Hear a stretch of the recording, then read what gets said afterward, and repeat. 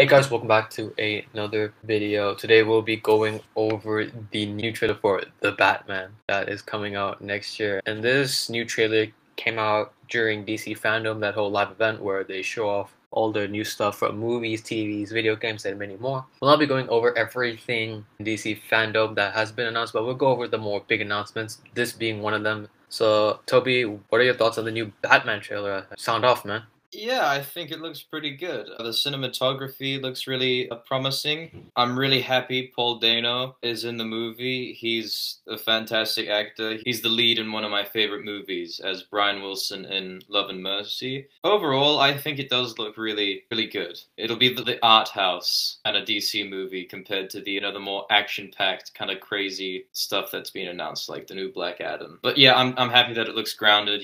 We can still have grounded superhero movies. So hopefully it's good. I have to say this up front. I mean, to me, when I was watching, I had to give this trailer like a few rewatches because I don't know, man. Because at first I was thinking this maybe wasn't as good as the first teaser that came out. Because I don't know why the first teaser really did a good job at being a teaser. Yeah. It gave you at least the crumbs of what this movie's going to be, and the cinematography also in this new trailer as well. Cinematography is just so on point. Almost every single frame of this trailer you could literally frame in your house. Almost every single millisecond is just such a good frame. And even watching it in 4K is like so crisp, and it just makes the shots stand out even more. And what would you like to discuss? I mean, one being the cast. I really like the cast. I mean, all in, man. I'm all in. Yeah, what do you think about Robin Pattinson as Batman?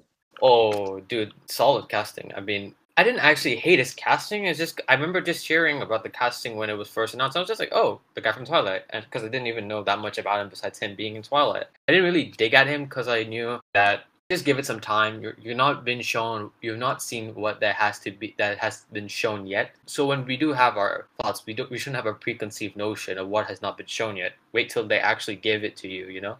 And I think Robert Pattinson is doing a great job. His voice, I'm glad he's not going for some Christian Bale, I need a cough medicine kind of voice. He's really going for I don't know he keeps his normal voice, but there's a grovel in it. There's like that kind of grovel, you know, when we see it in the when he's bashing that cell. He does a deep voice. Yeah, he does that deep yet grovelly voice, but he doesn't do that Christian Bale like barking type of voice. That's why I like, especially when they showed him bashing through that door when he was like, "What have you done?" like that. I like that so much.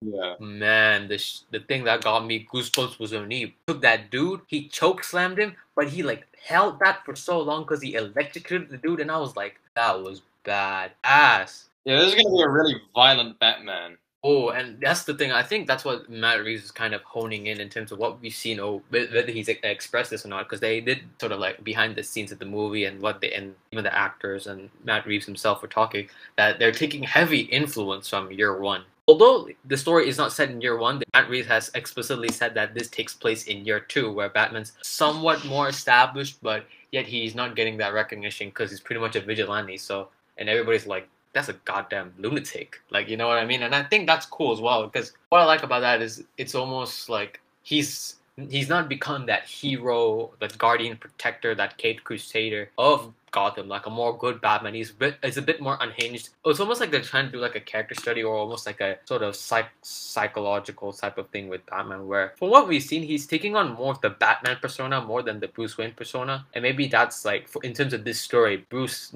doesn't really see himself as Bruce Wayne because of the fact, like, maybe he doesn't feel like he can do nothing much as Bruce Wayne because he's just Bruce Wayne, a guy that's just wealthy. What can he do? But with that sort of trauma and with that aggression and with him being the Batman, it's almost like it's almost like a bad vent of letting out his frustrations, because he pretty much beats the crap out of people. I mean, he turned that last dude in the last trailer, he gave him that 5 combo, and then he made his head into mashed potatoes after that, and you heard the crunch too. And I was like, Yeah. good lord, like that's how you know the dude's unhinged. Like something's going on, and I think that is pretty interesting. They're going for a more brutal and almost uncomfortable kind of Batman, where you just really kind of question whether he's kind of doing the right thing, even though he's just still not right in the head because of the way he releases that aggression through his combat. As long as he's not Zack Snyder's Batman. Nah, I've already seen people doing that. I hate, there's one thing I hate about Twitter. There's a new trend that Zack Snyder fans have made called Zack Snyder's the Blueprint, where if people know, then you know, but I just hate how they pretty much use any sort of media and be like, Zack Snyder started it, even though it's like, yeah, not really. But man, I think this is Zack Snyder movie. Zack Snyder would have made this so much better. But shut up. oh yeah, another thing. Zack Snyder fans. Restore the Snyderverse did not happen in DC fandom, so boo hoo. Yeah. Boo hoo. I'm so sorry about that. But over the top movies. yeah.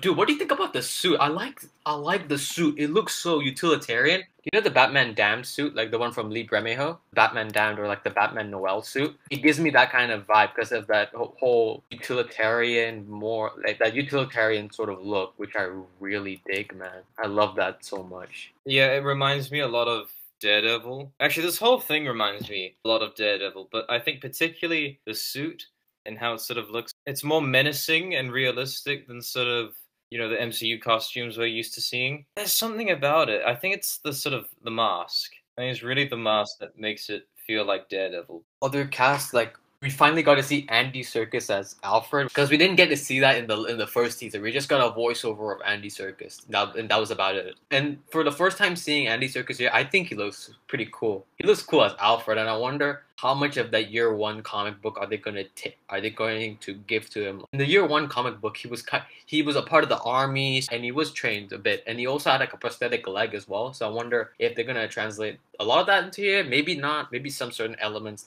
To be honest, literally every Batman movie adapts Batman Year One in some way. You know, most directors, Zack Snyder, will just look up the top Batman stories on Google, and then they'll just find all the Frank Miller stuff, and it'll be Batman Year One, Dark Knight Returns, Long Halloween, and then they'll just make a movie out of that. So I'm hoping that this one, you know, can actually make it, you know, doesn't just adapt the same ass Batman stories and does something new. Because I watched the more recent, the new animated movie, the two-parter animated Batman movie for the Long Halloween, and I like that. And with this new Batman trailer and even the previous one, they seem to be using that as a loose adaptation, but also as inspiration for this new Batman story, because of the fact they have a central killer being the Riddler. And thank God, like, it's the fact that they made Riddler such a badass, like almost like an S tier type of villain, because almost all Batman medium, like despite I'll give credit to certain other like sort of mediums, they try to make him cool, but it's just something about Matt Reeves that he just kind of made something anew with the Riddler character. It's like, how do I make my villains fit into a grounded story, and how can I be able to tell however many origin stories for my villains that I want to do for this possible trilogy and even this first movie as well. And I like the fact that he's made Riddler the almost central killer, like the Zodiac killer almost, where he has a string of murders, he's going after each and every one of them, and Batman has to try, and sometimes he has to try and align with the cops, and even the cops, like we saw in the first trailer, they were like, you saw how all the cops in the first trailer, they were like, oh Lord, Jim Gordon, you done messed up again, man. You're about to get me fired. Yeah, and that's the thing I liked about that. It was like how Batman's presence is seriously felt, because it's like, God, we have the lunatic up in here. Like, Jesus.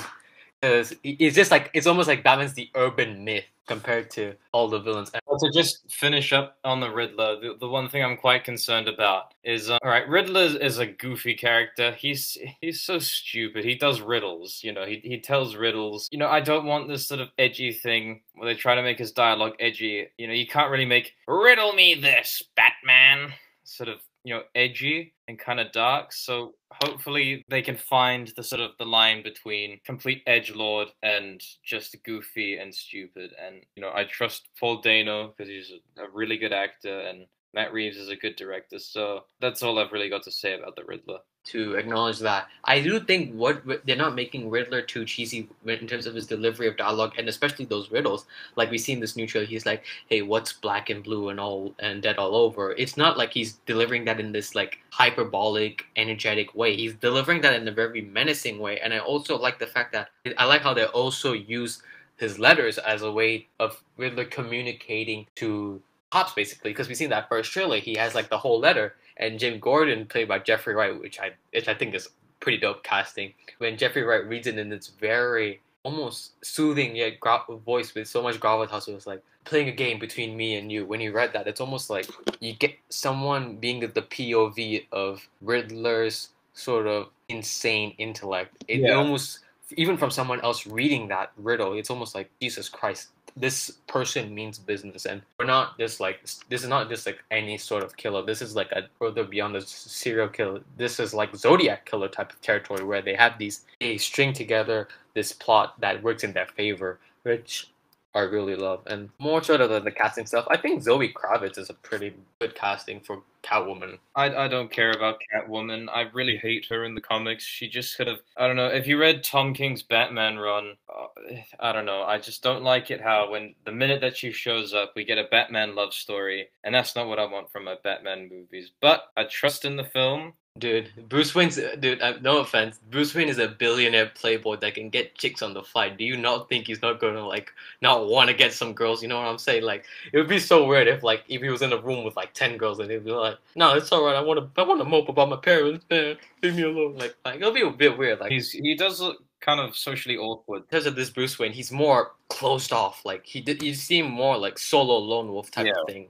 We get Colin Farrell as the Penguin. I think Yeah. good job to the makeup team because Colin Farrell in real life. If you get a picture of Colin Farrell in real life and then you have the Penguin photo side by side, the hell, it's like it's almost so unrecognizable because they add like so many layers to Penguin and it just makes him so unrecognizable, which I truly like. And hey, to the Batman naysayers, yeah, Robert Pattinson's been working out and fine. You can see it. When Robert Pattinson fights, like you could see the fights. And especially they had like that one shot when he's putting on like the suit and everything. You see that his back and how ripped it was. I was like, yeah, to the Robert Pattinson naysayers, yeah, that's what you get. Man, I wanted to ask you, what did you think about the Batmobile? Since they're going for a more sort of sleeker sort of approach with it being like a more muscle car, more additional upgrades like that booster, like that kind of V8 engine type of thing at the back where it just makes noise. I really like that. I think it looks really cool, you know? It's a unique take. Yeah, I think it's going to make for some cool action and some cool shots. I don't think they'll call it the Batmobile because it looks like this movie's taking itself very seriously and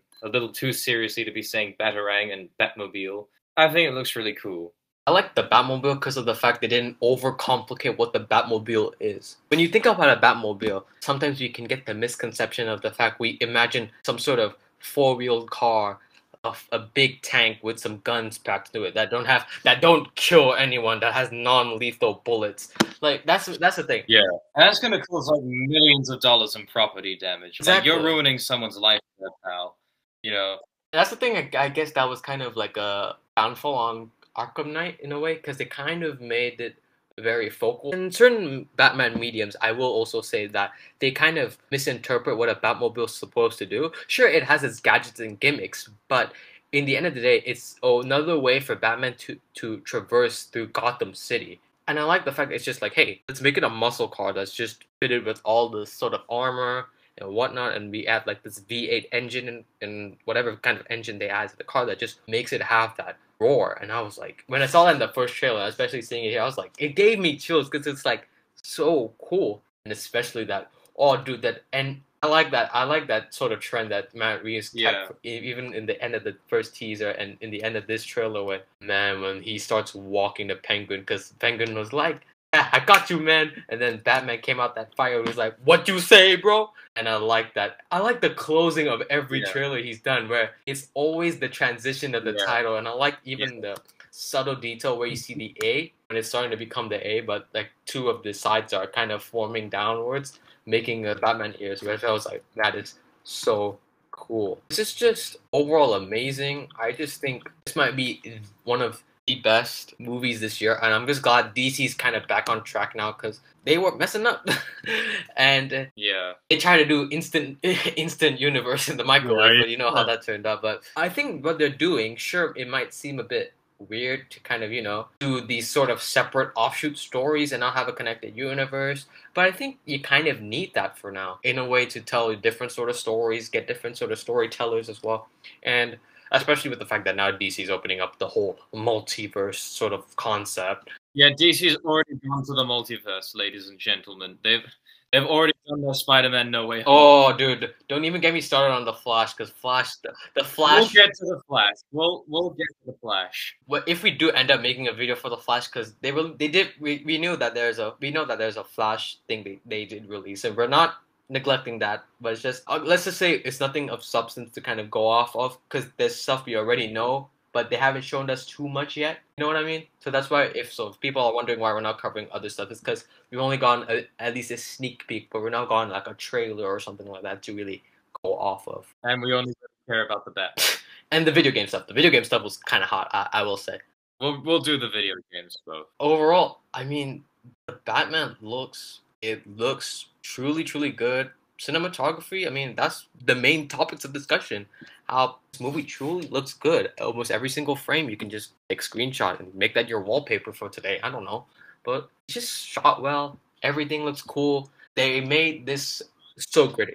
But it could also be terrible. If it's terrible, we've got to eat our words. We have to eat crow. I hope it's not terrible, because I mean Matt Reeves is such a good director, and I think his sense of direction and storytelling and all that is pretty good as well. So And maybe Batman will fight a monkey in this one. You never know. Maybe. yeah, maybe Andy Serkis, maybe the CJ Andy Serkis, the real life Andy Serkis, because then he's gonna in the actual movie is gonna be it's gonna be Caesar with like more gray hair, and then him wearing that sort of vest and that bow tie and everything, and he's gonna be like, Mr. Wayne, look at me for and be like, what the hell? And then Flash from the Flash movie will show up, and then he'll do Flash No Way Home. But I mean, overall, man, Batman just looks perfect. I don't know, man. Everything just looks good. Matt Reeves, he's shown that he has a passion for this movie, and I think it's honestly, it could easily triumph some of the Marvel movies that might come out next year as well. Because next year, Marvel and DC are going to go head to head, because they got 4 movies. Marvel got 4 movies coming in 2022, and DC also has 4 movies coming in 2022. So I mean, may the best man win. But I mean, hey, it's not a competition. We love both Marvel and DC. All it is for them. That's how the corporate world works. I mean, it's for the toxic people. It's for the Snyderers. I'll probably the Snyderers won't even support these movies, because for all we know, they'll probably go give out 1 star and then just type in restore Snyderverse. I mean, I remember they did that for Kong. They did this for Godzilla versus King Kong for some reason. I don't know why you wanted to go for that movie, but okay. They got a slight taste of power. They finally got what they want, and then they'll never get it again. Snyder fans, Army of Thieves is coming this month. I can look forward to that.